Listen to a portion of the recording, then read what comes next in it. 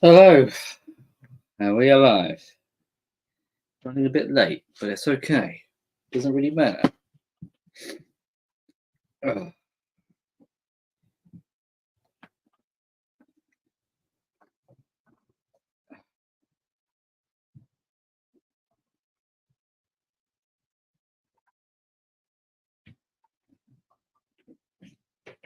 get to finally sit down and have a nice cold drink.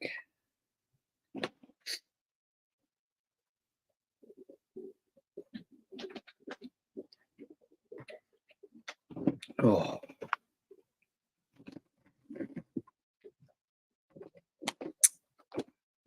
hey, all right, Fred. How you doing? I'm all good. You're all good? How's your week been?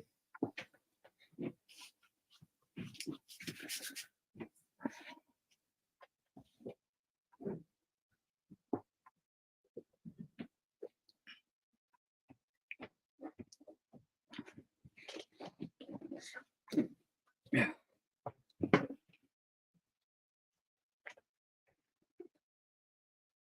get rid of that. All good, terrific. Week, zero complaints. Blessed. That's good to hear. What we want to hear.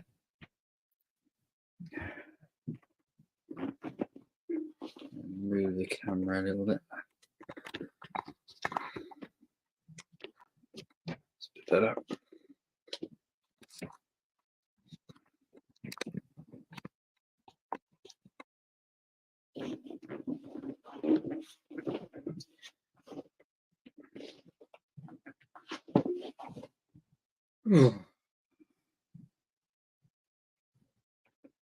Oh man, bloody knackered.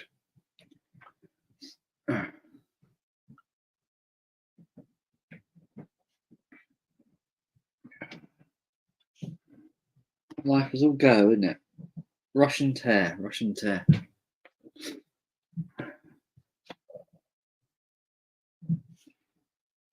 Strongbow. It's strawberry cider. It's rather nice, actually.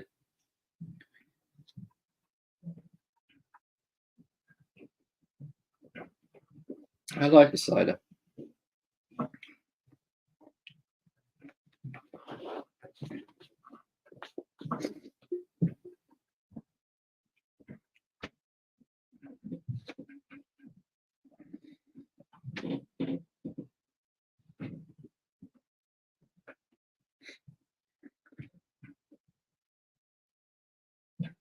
Yeah, it's alcoholic. Yeah, you should try it.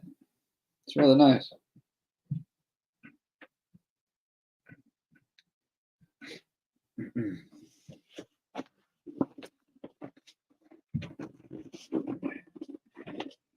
Right. Well, let's have a look. Oops.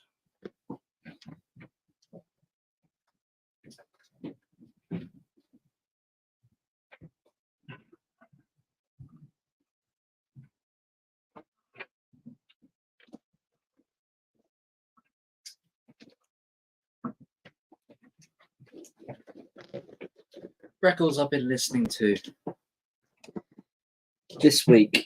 Bear in mind, I'm back at work, so it's not going to be as many as last week where I was off. But I've listened to a few records this week. A lot of Frank Sinatra, actually. Going through my Frank Sinatra collection, giving them a spin.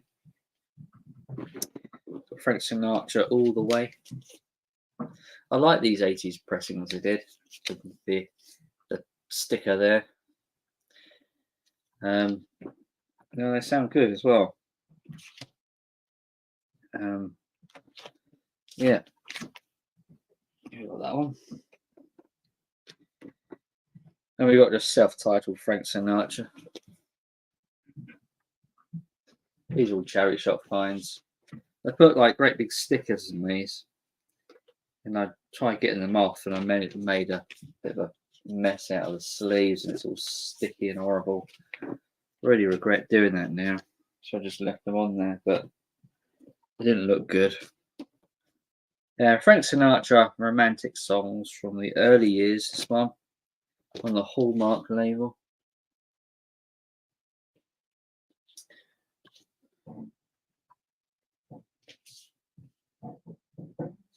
Remember those old stickers of electronically stereo rechanneled, mono recording electronically repossessed to give stereo effect on stereo equipment? So it's kind of like a mono stereo thing.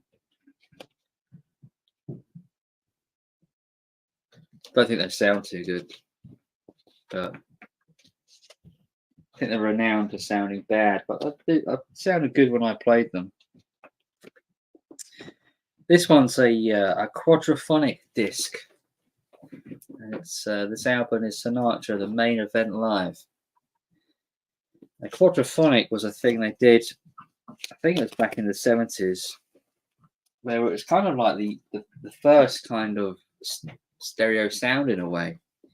You would need a particular record player to play these on, which has an encoder to play them. You can play it through a normal stereo, but it sounds a bit kind of iffy, a bit kind of echoey. It's orderable. You can hear it, you can listen to it. It's good enough, but it sounds a little bit off. But you can't find these encoders very easily at all. And the actual players they used to make, they've gotten so rare now, and they're quite pricey, So you end up with four speakers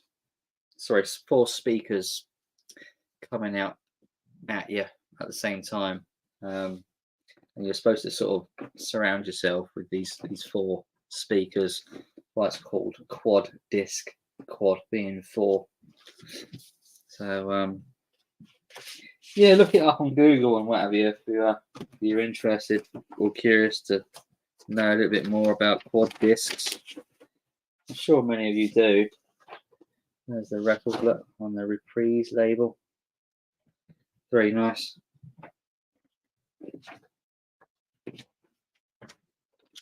These records are well looked after, actually.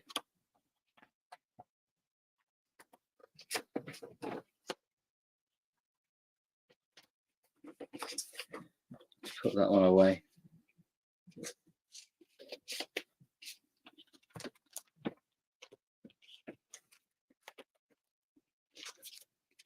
I tried to put every single record I have in these plastic sleeves. This all helps. Keep the dust off them. Keep them clean.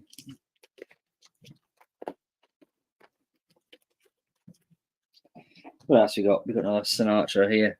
Frank Sinatra, the movie songs, all-time hit recordings from film classics on the EMI. It's the back of it. So yeah, it was all right. All these movie stuff on there, the majority of it. There's another 80s remaster, the Rare Sinatra.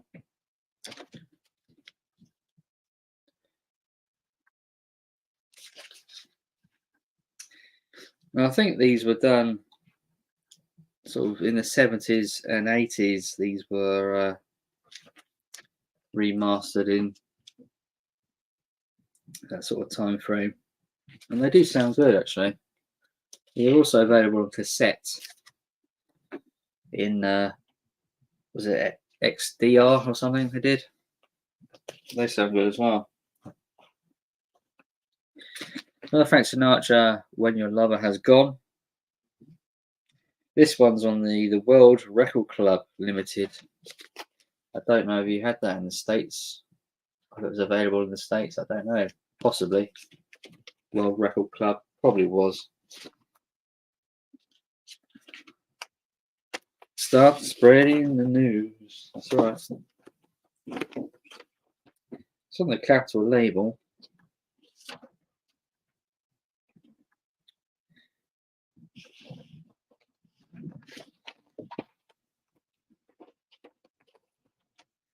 Wasn't the World Record Club something you had to sign up to, subscribe to, and pay for?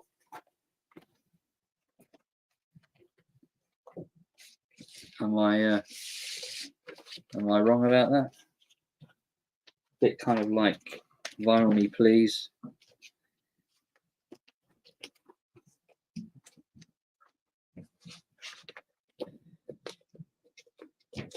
Is it one of the three you have? Is it? Yeah, it's a nice cover. It's a nice cover. The Nelson Riddle and his orchestra. What else do we have? This is a charity shop find. God knows when now. 3 years ago, maybe more. It's a golden hour of Status Quo. Ian would like this. 60 minutes of Status Quo. It's basically a lot of their early stuff on here, like pictures of Matchstick Men. Plus a load of others as well. I mean, there's 21 tracks on here, so it's quite amazing how they fit that on the record. But it played fine, considering it's got a lot of songs on there.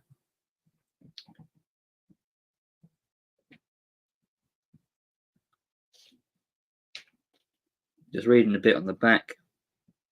It says it's a very much an up and down world of Status Quo. The first major breakthrough of this band that had been together virtually from school days was in 1967 when Pictures of Matchstick Men shot to the top 5 position in both the British and the American charts. With the sales in excess to 2 million and 3 follow-up hits, Ice in the Sun and Down the Dustpipe and In the Chair, each of which gave the band's international status. Life looked good for the band. But inexplicably, everything changed and the status slipped from the charts and the pop music headlines. But Heart, a band, if it's significantly dedicated and talented, survives, and Status Quo would only survive the black periods, but found within their writing a strength that makes them a strong force on the musical map of 1973. Now the college circuits and clubs occupy the working life of the band that is Mike Rossi, the leader, has always believed in. The Golden Hour album takes a good look at the musical progress over the years of Status Quo. The early hits are all there, as in their gutsy promise in their playing that gave them a very clear indication of just where the band was heading. Status Quo fans will find it a valuable addition to their collection. Pop historians will regard it as a real find in every turbulent world of popular music. So there you go. What else do we have? The Concert of Bangladesh. So you should know this one. I brought this in a record shop, second-hand record shop, about 2 years ago now. I think it was about a tenner, I think, which I thought was pretty good considering it's a four disc collection of the concert.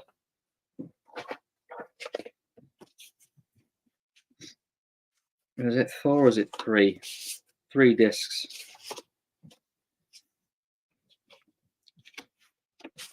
I think Bob Dylan was there as well. There's the record. This played through perfectly, each discs, so no problems there.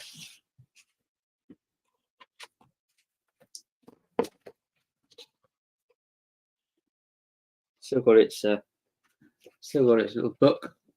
This booklet. Quick flick through. Pictures and whatever.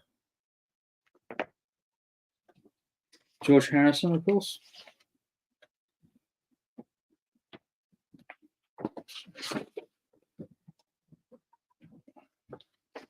Do you have one of Dylan? We've got to have one of Dylan somewhere, haven't we? There you go. There's a picture of Dylan, George Harrison. Both of them there together. So yeah. What year was that? Does anyone know? Would have been the 70s, isn't it? What else do we have? Another American artist here. Pat Boone's Greatest Hits. Charity Shop Find. What struck me about this compilation was how mint it is. It's like brand new, and it's years old, but it's like brand new. So I brought it. Why not? I like Pat Boone. Another Status Quo on the level. This is a rather nice LP actually. This is quite well kept. Excellent condition. 70s Status Quo album.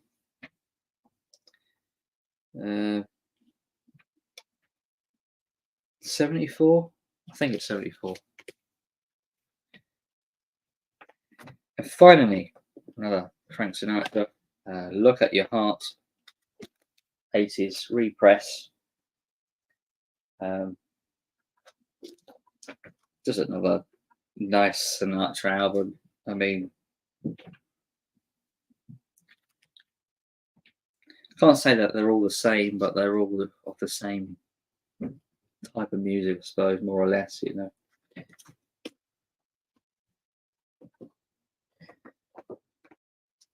Different songs. There you go.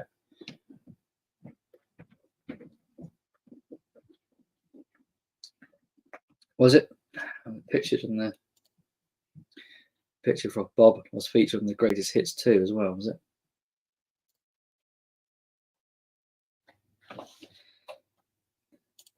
Bob steals the show.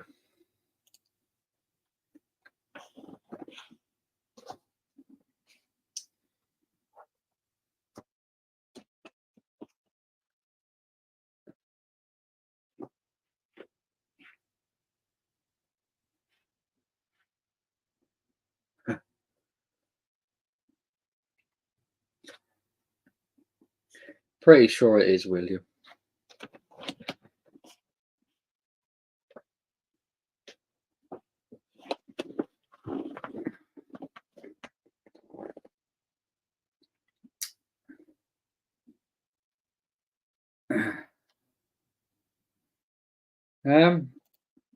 He said he'll come on, but being that I started a bit late,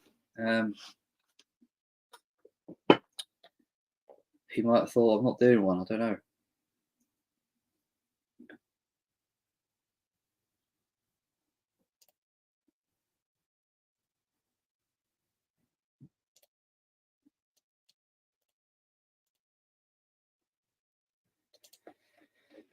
Any news? Any gossip?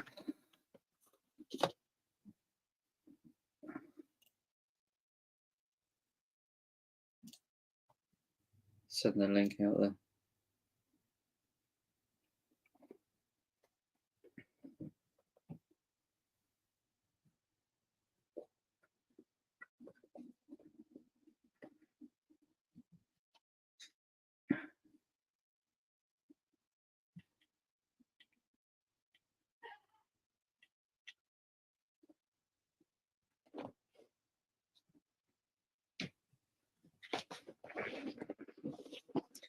Probably just do a short live stream today.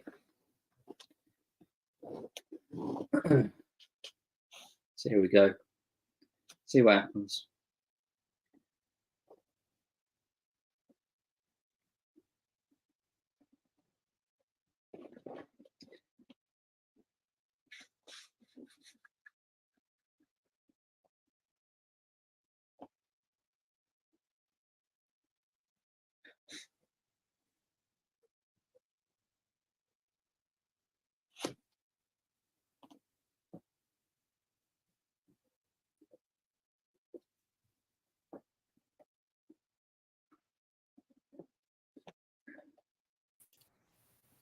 You all right, Richard? Well, how are you, Simon? I thought I'd come up for a short while. Yeah, it's fine. I'm only running a short stream today. So, how you doing? Not too bad. End of another week. Yeah. And next week, I'm on day shift for a change. So, it'll be weird. I probably won't be able to sleep throughout the week because I'm used to sleeping during the day. So, we'll see how it goes. Yeah. So, good result for you against Man City. It was a good result. It surprised me a little bit. But when I heard that they're going to play a weaker team, I thought, well, maybe you have a chance then, Yeah. Well, you didn't play a full side either, I don't think. I think you had a few big players missing. Yeah, they did. They didn't have a lot of possession, did they, Spurs? That's not the point. It doesn't matter. No. It's the result that counts. It's It's true. It's the way you are, mate. It's the way you are. It's who we are, mate. It's who we are, mate. Yeah. And Manchester United, they had a really good result. Now, this boy Amarin, I think, is coming at the start of next week, I believe. Yeah. Well, they're on a honeymoon period at the moment, aren't they? Well, basically, everybody is playing for their place now. So everyone's going to up their game. Yeah. The way they did when Ten Hag first came. I wanted Ten Hag to stay, because if he had stayed, they're very, very beatable. Yeah. I don't know what went wrong there. I mean, he's been there for a while now, hasn't he? He has. I think it's player power. Honestly, I do. I think there was a case. I remember when Jose Mourinho had his second stint at Chelsea. Yeah. Everyone down tools and wouldn't play for him, apart from Willian, who played his socks off every game. But Chelsea kept slipping down the league, and they got rid of him. And then when the new manager came in, they upped their game again. And this is going to be the same with Amarin. They'll up their game. Mm. So I think the players have too much power. Yeah. It's a shame, isn't it? That Van Nistelrooy's caretaker now, isn't he? He is, yes. And it looks as if he has a 100% win rate. Oh, yeah. He's started off on Monday, so he played 1-1-1. So, yeah, that's it. Early days, though, isn't it? Oh. Who have you got at the weekend? Villa. It's a tough one. We have a tough one as well. Newcastle, they're not firing in all cylinders yet. No. Newcastle are a good side. They can beat anyone, I think, can't they? On their day, they can, yes, but they're not on their day the whole time. That's the thing. I'm just hoping to catch them off their day. Yeah, we've got a bad record at Newcastle. Are you at Villa at home or at Villa Park? Not sure. I'm trying to think. We could be at home. I think you probably are, because whenever Spurs play at home, Arsenal are usually away, and vice versa. Is that not the case? Could well be. I haven't really noticed, to be honest with you. Maybe to stop congestion. I don't know. Yeah. I've always thought that when Spurs are home, Arsenal are away. I know we're away to Newcastle. I think you got a very good chance this season because of the amount of injuries City have now picked up. They got about 11 injuries, apparently. Well, we've had our fair share as well, and Liverpool are firing in all cylinders. Although Liverpool, I don't know if they'll be able to last it. Do you know what I mean? Yeah, that's what I think. I think they're good at the moment, but I don't know if they're going to go the distance. Because in that game on Sunday, we had a complete makeshift back four on the second half. Not one regular was playing because Big Gabby, he got taken off. Timber got taken off. So we brought in this 18-year-old. Okay, we did concede at the end, but still, we were lucky enough to get away with a draw. You got beaten, didn't you? By a draw. We got 2-2. Didn't Didn't you lose before that game though? Oh, we got beat by Bournemouth of all teams. That's it. Yeah, I bet that was a kick in the bollock. That's another one. Was that the third sending off? There's no easy game, is there? There's no easy game. Whenever you think you're flying, and your next three are things like Alton Wolves and Bournemouth or whatever, you have to approach them as if it's Man City you're playing. You have to give it your all. You do. I mean, it's like Spurs at the moment. It's win lose win lose win lose win lose. It's just you think you win one game, you're going to get a string of results together, then you go and lose to Crystal Palace. Well, you see, that's Spursy for you, but that's always the case. Now you've got is it Man United in the quarterfinals? Quarterfinals, yeah. The League Cup. Yeah. All of the 8 teams for the first time in donkey's years are all Premiership teams. I know. Yeah. I think they've changed the rules, haven't they?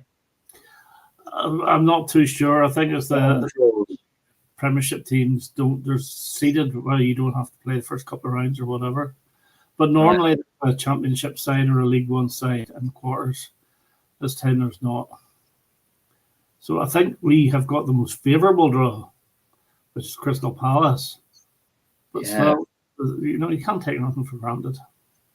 You should win that. You should win that game. You should win that. You should. Yeah. Well, I'm saying you should beat every side in that Premiership if you're on form, including Manchester City. But it doesn't work out that way. No, I know. It's so competitive. Isn't it? There's no league in the world that compares to the Premier League. Yeah, I know. Well, that's where all the money is, and that's why everybody wants to go here and manage here. Yeah, it's the best league in the world, isn't it? I mean, like. But I don't see the difference between the Premier League now. Well, I do now because of the amount of money. But whenever it became the Premier League in 1993, the 92-93 season, it was. I honestly thought it was just relabeled because it was the old Division 1. I think maybe a couple of teams. I think there was 22 teams in the old Division 1 and went down to 20. I'm not sure. But what difference was it? It's all to do with just with money and Sky, because that's around the time. It was Sky, wasn't it? They were starting to become big and all the rest of it. Yeah. It's certainly in the Premier League period, the era. Yeah. Football has brought a lot more kind of glamour to the game, hasn't it? It has, yes. Over the years. It's brought a lot of elitism as well. It has, like going and eating their prawn sandwiches and all the rest of it. Yeah. All that, the high knobs. The 90s was a bit of a mixed bag, wasn't it, between the kind of the old school footballers and the sort of the very athletic type. Yeah. The problem in the late 80s and the early 90s was that the Division 1 / Premier League teams were banned from Europe and Champions League because of 85 and whatever is it, the Liverpool game. And they were banned for about 7 years, I think. Everyone in English football. So whenever Arsenal won the league in 1989, there was no European Cup we could get into. I didn't know that. No. I think it was 92, 93, or either that or 93, 94, whenever they were allowed back in again. But they were banned from 1985. So late 80s, very early 90s, there was no European football. You had a terrific run in the 90s, didn't you, of Champions League football, didn't you? But you never did anything with it. It was more the very, very late 90s and early 2000s. The problem was the time we went invincible in 2004. We met was in the quarterfinals or the semi-finals. It was Chelsea, and I knew we'd get beat by them. I was just hoping that we wouldn't get anyone from the Premier League, but we got them and they beat us. We managed to get to the final in 2006, I think it was, against Barcelona. I remember that. our goalkeeper just he got sent off within the first 20 minutes, which means we were down to 10 men, and we had to take off. I think it was Robert Pires was sacrificed to bring on Manuel Almunia, who's not the best keeper in the world anyway.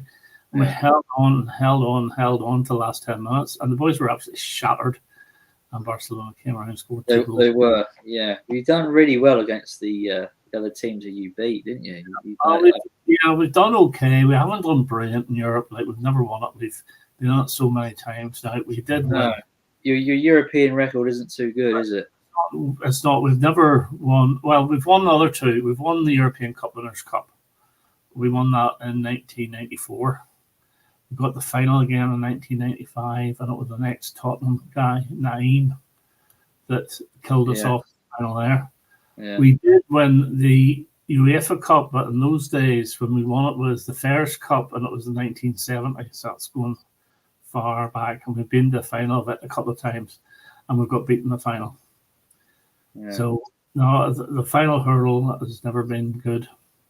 And one other thing, I want to win this Carabao Cup, and I'll tell you why. Because Wenger never won it. He's won the FA Cup times, God knows how many times, and he's won the Premiership 3 times. He never won the Carabao Cup. And the last time we won that was 1993. Really? We did the Cup double that year, the FA Cup and the League Cup. It was called the Coca-Cola Cup at that time, I believe, or the Littlewood Cup. Yeah.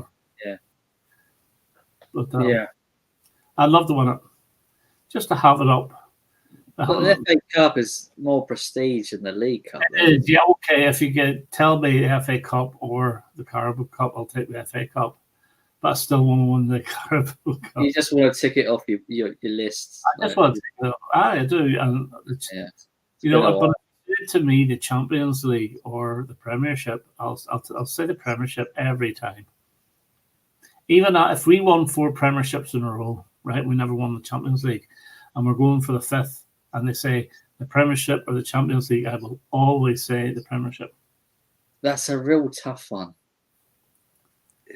Oh, come on, Simon. It has to be the Premiership for you.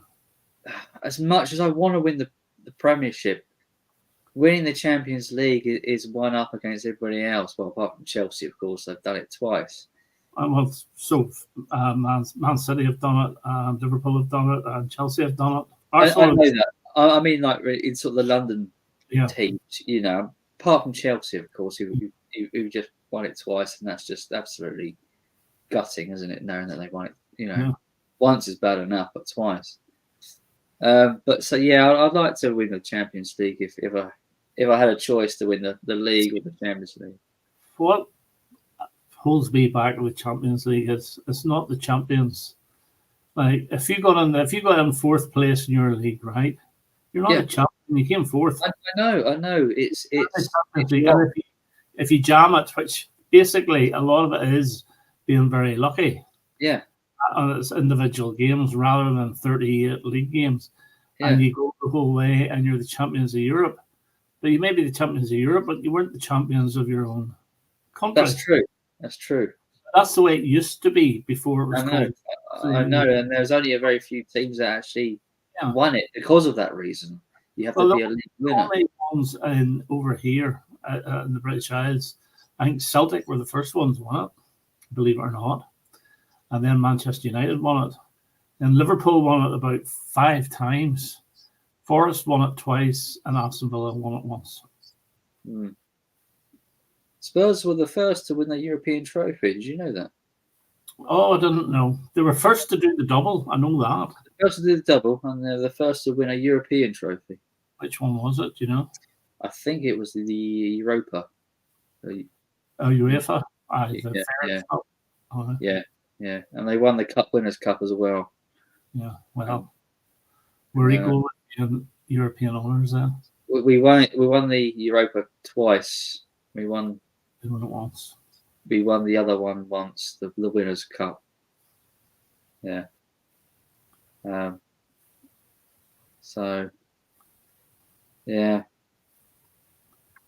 Who do you see more as a rival? Is it Spurs or is it Chelsea? For us, Oh, Yeah. Spurs every time. Why is that? Why Because- is that considering Chelsea's success over the last 20 years?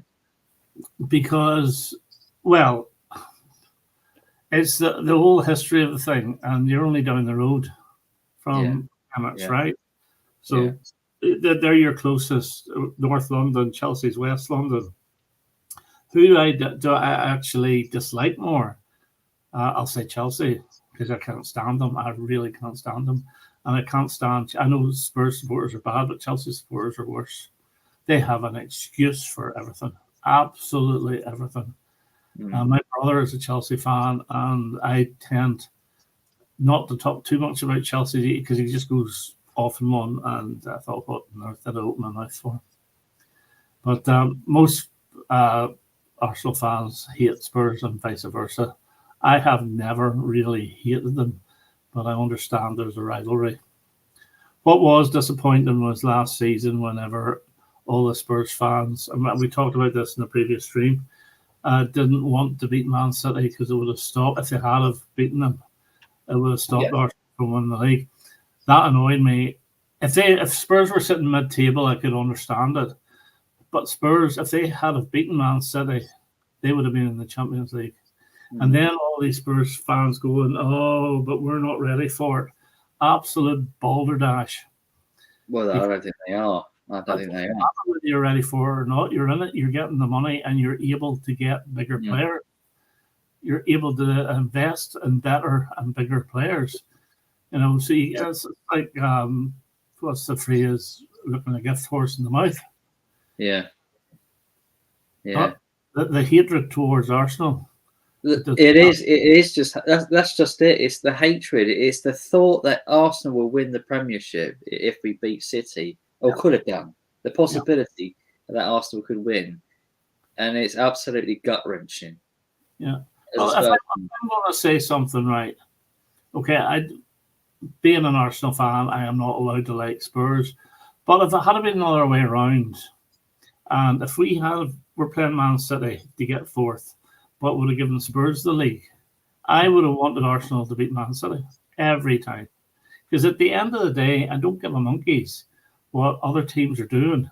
It's the team I support that I want to see do well. Now, it's extra special if we're above Spurs, and it's even more extra special if St. Totteringham's Day comes early. Do you know about that day? Yeah, I know. Yeah, it's when you beat Spurs into the height. Yeah, basically you can't catch us in the league. That's it. Yeah. And that's when they celebrate that. But you know, it must be difficult for families that live in North London, and Liverpool as well, with families split between Liverpool and Everton. And London it's got to be the worst because there's so many London teams, isn't there? Yeah, it's the worst place to support a team in a way because there's a rivalry of so many other teams in the area. You know, I mean, it's one thing to be the best in London, let alone the best in the UK, isn't it? Yeah. And now you've got West Ham, who call their stadium the London Stadium, as if West Ham were the biggest side in London. Now, West Ham are a big side, but they are not the biggest side in London. It's the Olympic Stadium, let's be honest. Yeah. It's the Olympic Stadium, and they hired it. Oh, have they not bought that? If they only hired it? Well, I know they were hiring it, but they could have brought it by now. I don't know. But yeah, another thing as well, it just shows the disdain. Whenever Tottenham were building their new stadium, they had to make sure they had something like, they had all the design done, but they had to make sure they had at least 10 more seats than the Emirates. So you can say it's a bigger stadium. Well, yeah. Levy found out but what the Arsenal had, and he thought, well, we have to go bigger than them. That's why he did it. Yeah. So this hatred goes from the very top to the very bottom. Well, Levy is a Spurs fan through and through, so that doesn't surprise me. So it does go from the top to the bottom. You're right, it does. And it's a long, rich history of rivalry. I mean, did you know? I think it was it after the war that Tottenham shared their ground with Arsenal. Oh, did they? I didn't know that. Yeah. They did. Yeah, for when their ground was being rebuilt, because I think it was bombed in the war. They shared the ground with Tottenham for a season, I think. All right. Okay. Yeah. So we're not all that bad, Not bad. I mean, we've got a couple of decent players off you as well. Yeah. No, don't go down that road. That hurt more than in Arsenal winning the double. Even they even celebrated the cup at Tottenham, didn't they? When they won. I mean, in your back garden. I mean, how bad is that?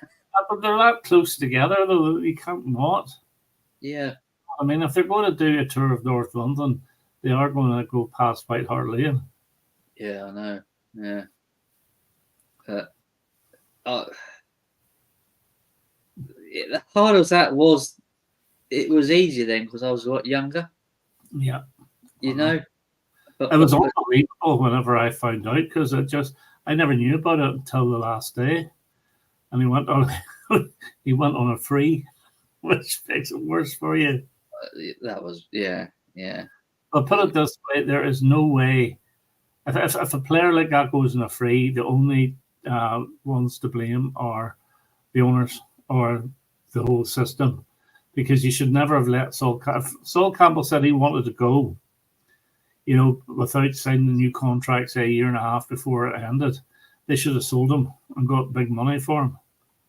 But to let him stay on and go to wherever he wants. Well, he said that he was going to stay, didn't he, in an interview outside after a match? Like, he was asked, "Are you staying at Tottenham?" And he said yes. Right. Then why did they not get a contract drawn up? He was drawn up a contract, and he didn't sign it, and it just went on like that for I don't know how long. Mm-hmm. And the next thing I know, he went to Arsenal on the free.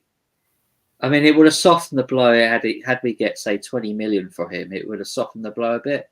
But on the free, the captain of the club as well, who was homegrown, yes. It was a bitter pill to swallow.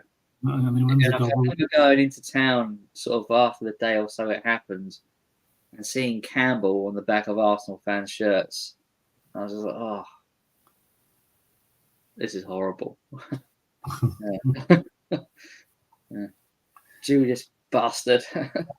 I'm trying to think of any that you bought directly from us, and I can't think of it. You've had Gallus, didn't we?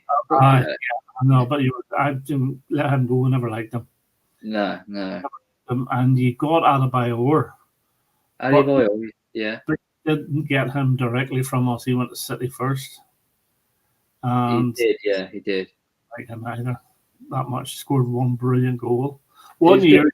Good for Arsenal, though, wasn't he? He was a good scorer for Arsenal. He was good for one season, and he was okay for about 2 others. But his last season, he was dreadful. Yeah. And then he went to City. Another big one, and this is before you were born, is Pat Jennings, the goalkeeper. He was one of the best goalkeepers in the world from Tottenham, and he went straight to us because Tottenham brought in a different keeper, and I know who it is, but I can't remember. And it was as if Pat Jennings was done because he was about 32. And this was in 1977. And he played on till 1986. So he had nearly 9 years with Arsenal. Mm. And he did win the FA Cup. Given that, he got one. In the 60s, I think Tottenham were the bigger side, weren't they? Oh, they would have been, yeah. Yeah. Pre-war, Arsenal were probably the biggest side. Yeah, because you won the league something like 4 or 5 times in the 40s, didn't you? Or was it the 30s? Yeah, 30s, I think. The 30s. Yeah. But of the top flight consecutive year, we were actually relegated. But there was something to do with something happened that the league was reconstructed, and we managed to get back in it again. Yeah, you were relegated when you were. Was it Woolwich or was it Royal Arsenal? One of the two, wasn't it? Woolwich Arsenal, yeah. Woolwich Arsenal, and then you came back as Arsenal, I think. Yeah. But we got back in. So at the moment, we are the longest serving in a row from now that has been in the Premiership. So we've been in since the 1940s or whatever it is, and we've never been relegated. The second longest serving in the Premiership at the moment is actually Everton. Oh, So that's why I don't particularly want to see them go down. they came close, didn't they? Yeah, and that's Liverpool. I know Spurs and Manchester United were both relegated in the 1970s. They were, yeah. Division 1, wasn't it? Yeah. But people don't seem to talk about that history, do they? When people talk about football, it's all the Premier League era. Spurs haven't won the league and all this kind of thing, and that's all we have. It's just it wasn't the Premier League. It's the same, more or less the same. It's the top flight. That's why I keep saying top flight. Premier League wins. It's probably Manchester United has got the most top flight wins. Them or Liverpool, I'm not too sure. I think it might actually be equal, but they're on top. We're about third or fourth, but Premier League wins. It's obviously Manchester United, and then I think it could be Man City. No, it's United, City, Chelsea, and Arsenal. I think it's United. Yeah. Because when Liverpool won the Premier League in 2020, they had never won the Premier League, but they had won the League Division 1 in 1990. That was the last time they won the top flight. I remember Alan Hansen was the guy that lifted the cup at the time. Right. But so Liverpool really underperformed in the Premier League until Jurgen Klopp came along. Yes, they had. Yeah. In the 1980s, Liverpool, followed by Everton, were by far the best two sides in that league. They won the league something like, was it 17 times in the 70s and 80s, didn't they? Well, maybe not as much as that. If you stretch back to 60s and 50s, maybe, yeah. Right. But just dominant in the 70s, weren't they? 80s. Especially the 80s. They were unbelievable. Really, really good side. Yeah. But they're really good managers, like your boy Tom. Is it Bill Shankly? Bill Shankly. Yeah. He was a fantastic manager in the 70s, and his understudy was Bob Paisley, who I honestly thought was even better. Brilliant. And there's a documentary of Liverpool from around the early 80s, late 70s on YouTube. It's about 40 minutes long. And it's fascinating to watch the players come in and talk tactics and all the rest of it. But, so regarding the who's won the most domestic honours, it would be Liverpool first, wouldn't it? Liverpool. Then it would be United. And I'm guessing it would be Arsenal third. Overall, I would have thought so, yes. Yeah, and then probably City or Chelsea. The City is actually quite far down. Well, they're growing. But Man City next to nothing before they got the money. They did win a couple of times around the 1960s. But Man City, for quite a bit of the 90s, were a Division 1 side. And I even believe they fell in third tier for a while. I think they did. Yeah. So, because I remember we sold them one of our worst players ever, Paul Dickoff. He played for them. He's a big star for City. Niall Quinn was them as well from us. But I remember Joey Barton playing for them when they were in the Division 2. In the 70s, weren't about whenever you had your Francis Lees and your Mike Summerbees, people like that, they were actually pretty good. Yeah. But, no, in the 80s and 90s, they were useless. But money, that's what got them there. Would you say the Spurs and Man City FA Cup final in '81 was probably one of the most classic? That was one of the classics because of Ricky Villa. Ricky Villa's goal was unbelievable. That's one player that I couldn't believe because I was 12 in 1978 watching the World Cup and watching Argentina. I loved Osvaldo Ardiles. I just thought he was fantastic. And to find out that after that World Cup, he was going to Tottenham, I was totally aghast. I couldn't believe how you pulled that off. This was when Spurs just come back from relegation. They brought two world-class players. I don't think it had ever been done before. It was like it shocked the world in a way, because it was like, wow, what a statement. Exactly. What a statement. And the next big statement that Arsenal had, I honestly think, okay, we've got some big players like Malcolm McDonald and so forth, but the big statement was whenever we signed Dennis Bergkamp. Now, it wasn't Arsene Wenger. He hadn't been manager. It was the previous manager, Bruce Rioch, that signed him and David Platt, the England captain, on the same day. And was delighted to get both of them because Platt was a good goal. He was a midfielder, but he always chipped in with quite a few goals. It's funny listening to you talking about City. Yeah, but like City do not have a worldwide support. We've never had. Okay, their support is bigger now than it's ever been. But I hear reports that they can't sell out that stadium. Which then begs the question. Well, they need to. They already upgraded it not so long ago, though, didn't they? No, but you upgrade a stadium for one reason and one reason only, is to get more punters through the door, to create more revenue.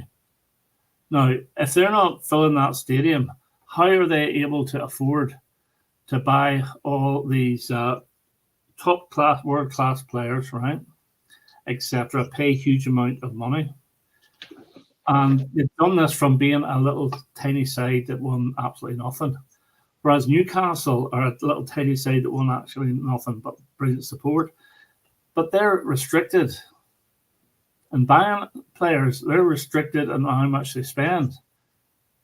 And how come City have got away with it? Or have they got away with the 150 charges? Telling you now, they've got away with it. Yeah, I think they have. Yeah. Why are Newcastle, why are their hands tied behind their back when Man City weren't? Because they're in the same situation. Because Newcastle is technically the richest club in the world. Yeah. But they can't spend money. Why not? What's happened? That's all to do with this fair play. They can't do it. They can't generate the revenue. They've got their support is great, but it's not huge. That's the problem. Yeah. I see. You see, sides like United and Liverpool, and to extent Arsenal and Chelsea as well, and Tottenham, they're selling an awful lot of merchandise all around the world as well. Spurs have got a huge fan base, haven't they? And Arsenal have. I cannot see Newcastle selling. Well, I could be wrong, but I can't see Newcastle shirts being sold in America or whatever, Japan or. They're a small club, Newcastle. They're a well-supported club within. Oh, they're fantastic support. Yeah, they've got great fans, but they don't have that global. It's just I can't get my head around how they're restricted and Man City have never been restricted. And that's obviously to do with revenue. And then I know Chelsea spent far too much, but they created some revenue by selling hotels or something like that there. Because they had bought hotels and then they sold them again for a profit. And that was all part of it. I'm not a lawyer. I don't know. But it'll be interesting. I just see that whenever it comes, Man City will get away with it. I think they will. Oh, without a doubt they will. Because if anything, what can you do? You can, if you relegate them to the fourth tier, right? It makes a mockery as well of the Premiership. The best side's not even playing in the Premiership. But I don't want them to get away unpunished either. Because if they can do it once, they can do it again. Because if they get away with it, they've set a precedent that they can do this all over again. It's true. Relegation would be harsh, wouldn't it? It would be harsh. Charging them money wouldn't do much either. Fine them won't. They're happy to pay a fine, wouldn't they? Because they're made of money. Well, of course, you're not hitting them where it hurts, though. Exactly. So if you say if a guy that earns 100 quid a week is smoking a cigarette and puts the cigarette out in the pavement and he's fined £50 for it, that's going to hit him hard. But if a millionaire smokes a cigarette and puts it out on the pavement and is fined 50 quid, that's monopoly money for him. Where does this all go? Like this expense of player wages and huge money transfers, it's just getting more and more and more. Where does it end? It ends. Will it ruin the game eventually? You reckon it'll just right. The TV company rights go down because every year they apparently go up, and so if you're in the Premier League and Sky Sports have got a certain amount of games, you get a certain amount of money. That gives you the money then to go and buy the players or pay huge wages. Yeah. But if the TV companies refuse to pay this sort of money, then your players' wages go down. You can't really blame the players, can you, for wanting? No, you can't. No, because wages. It's the club's fault. It's the clubs like City, Chelsea, who pay ridiculous wages. Yes, but there's the ethics of it all as well. And there's one case that really put me off. One of the Arsenal players was during the pandemic. The players were asked, because there was no revenue coming in for the game, they were asked to take a pay cut. And Mesut Ozil refused. And I thought, I want nothing to do with him anymore. The amount he was on, over £300,000 a week. And he was asked to go down to something like £200,000 a week. And he said, no way. I thought, right, that's it. Don't want to know. Yeah. How much do you really need? How much do you need? And a global pandemic, whenever people were furloughed and people were... 300, now, I know it is a lot, but a lot of players are on that now, aren't they? A lot of players are on that. I think... If not more. Some of them are, but I think generally the wages have stabled off a bit. There's some huge earners, like Bukayo Saka, I think, is on 200 and something. William Saliba's on 100 and something. But there's not that many on over 300.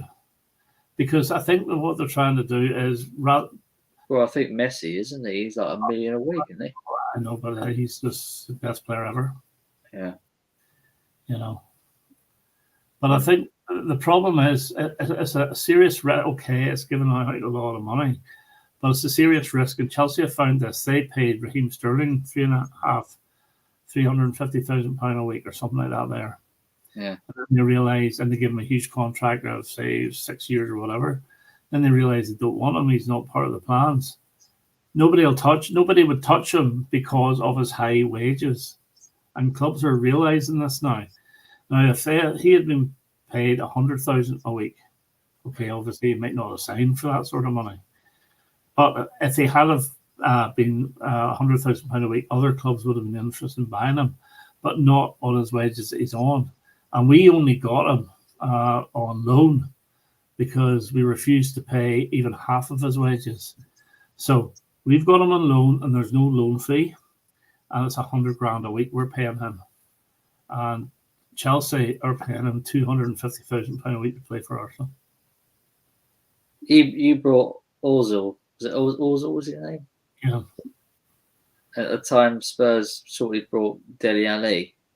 Yeah. For about $1 million. Yeah. Who brought the better player? I think Ozil was the better player, although Dele Alli had, I think it was 2 amazing seasons, but for some reason it stopped. It's completely sad. I think there's something wrong with him. I think he had some issues, mental issues. But for the money, I know it only was 2 seasons, but for the money, it was quite good, wasn't it? For what he was doing. Ozil was one of those luxury players who, on his day, could turn it on, but if he didn't fancy doing it, he didn't bother, and that's why Arteta got rid of him. And Arteta then got rid of Aubameyang because he just was not disciplined enough. I think knowing that we get Dele Alli for like 2 or 3 good seasons, for $1 million, or we pay whatever Arsenal paid for Ozil, or Zell, or whatever his name is.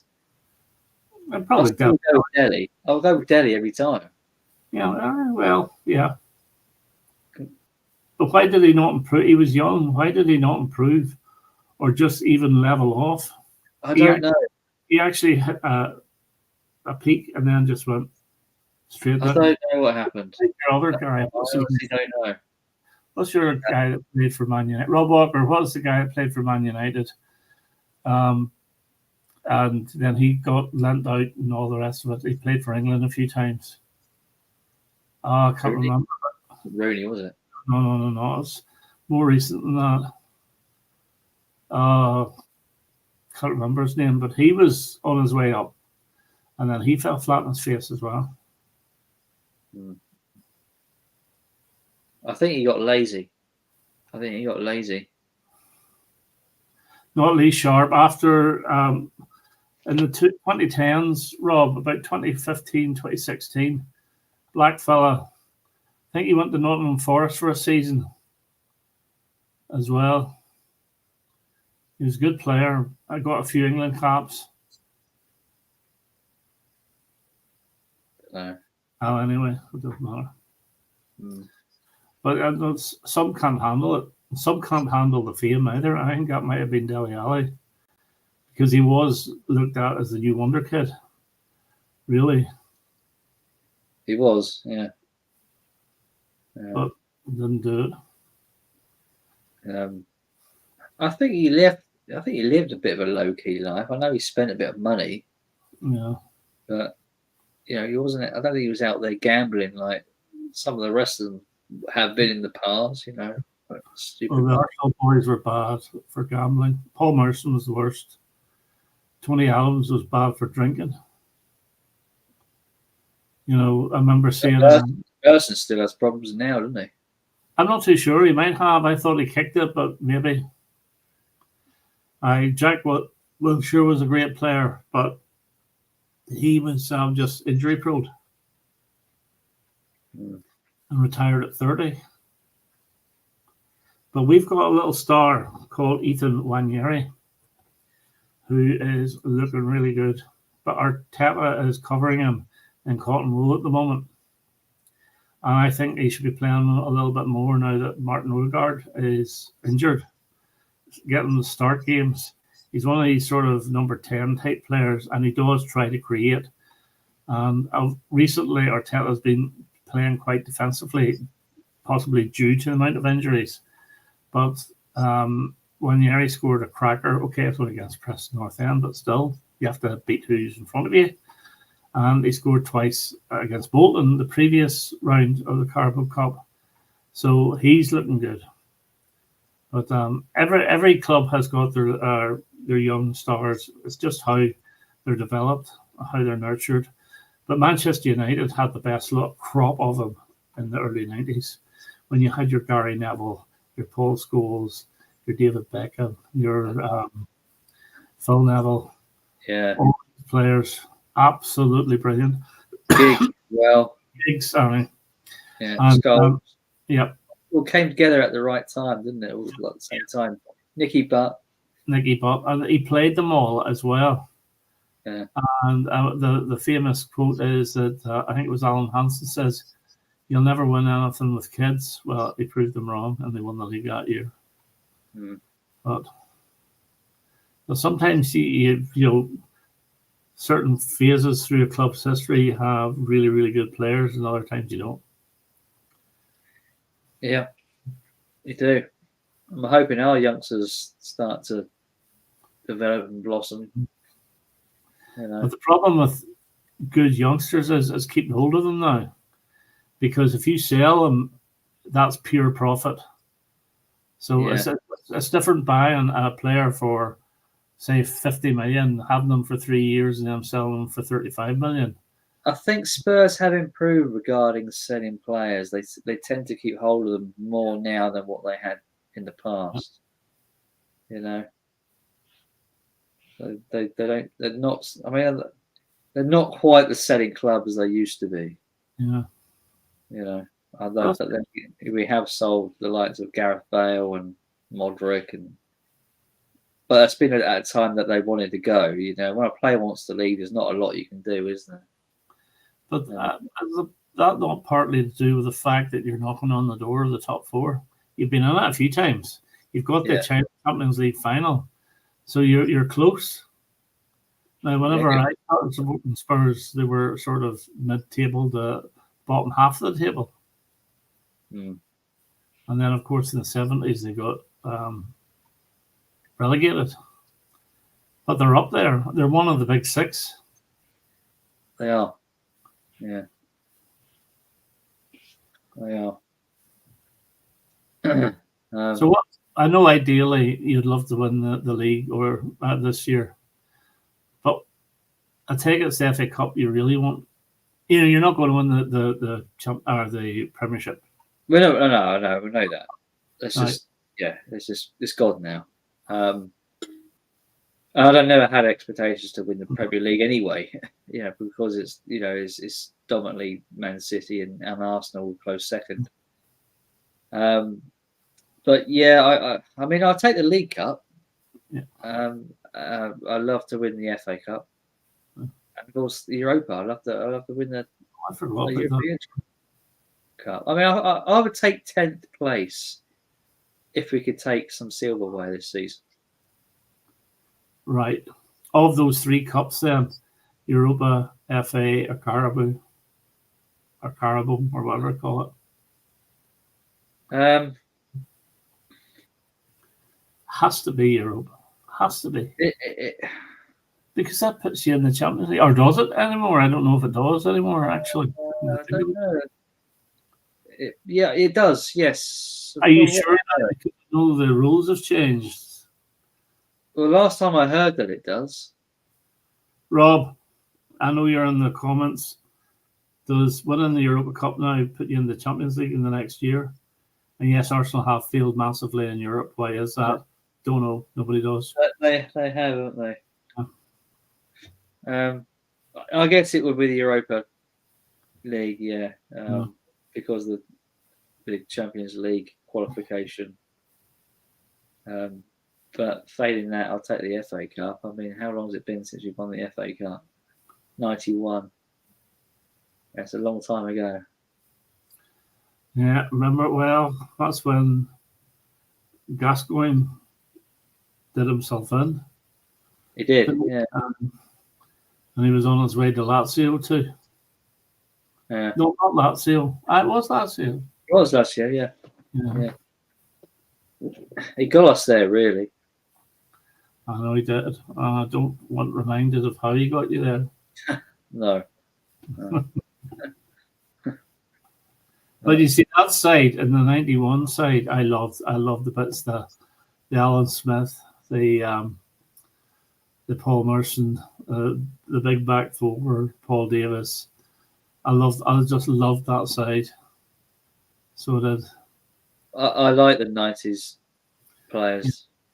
Around 93, 94, it had all broken up when we were buying rubbish. That's why I say whenever Bruce Rioch took over, and he did really well in that season, the only season he was there, and they brought in Dennis Bergkamp and David Platt. That was unbelievable news. Because Bergkamp was a good player. I think the Spurs were interested in Bergkamp, weren't they? I think they may have been, yeah. Yeah. I think Bergkamp was actually a Tottenham supporter. I think you might be right. I think he was a Tottenham supporter initially. Yeah, David Rocastle, God rest his soul. Another unbelievably brilliant player. Well, we ended up getting Klinsmann. Yeah, he's a fantastic player, but he used to annoy me.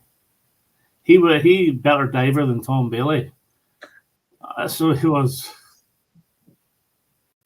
He was world class, wasn't he, Klinsmann?